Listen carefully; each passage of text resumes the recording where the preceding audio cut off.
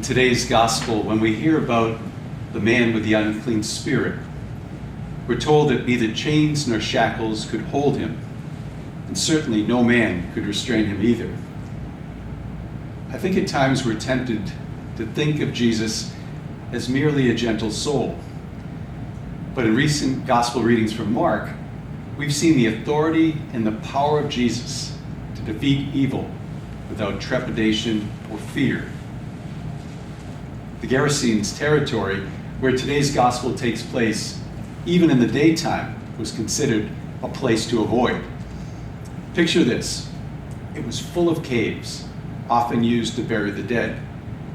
It was thought by many to be the home of demons. Well, no sooner does Jesus step foot into this land, demonic forces challenge him. They're in full violent control of a man who approaches Jesus. And we hear about the man's suffering in vivid detail. His cries and self-inflicted bruises. And yet, up to this moment, no one can help him.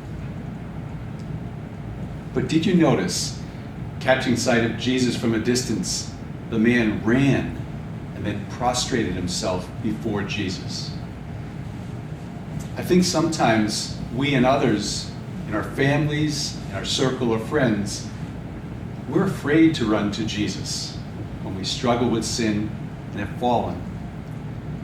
Of course, there is the embarrassment, but at times, I think we forget the power of Jesus to make us clean through the sacrament of confession, or even at times through an exorcism. Time and time again, Jesus shows us that he has the authority and the power to call out unclean spirits and to forgive sins. Jesus has defeated the devil, and so he can free us from any hold on our souls. And through his priesthood, beginning with the apostles, he has called men to act in his person, to forgive sin and to liberate all who come to him. If you know someone in your family, or perhaps it's you, that needs to hear this gospel, I'd invite you to share it with them. Or if it's yourself, just to read it over very prayerfully. And either think or explain that Jesus is the one we want to bring with us when we need to be set free. Tell them of Jesus' mercy for the man who suffered so much that no one could help. And lastly, did you notice how differently the townspeople reacted compared to the man set free? The townspeople were afraid and they wanted Jesus to leave.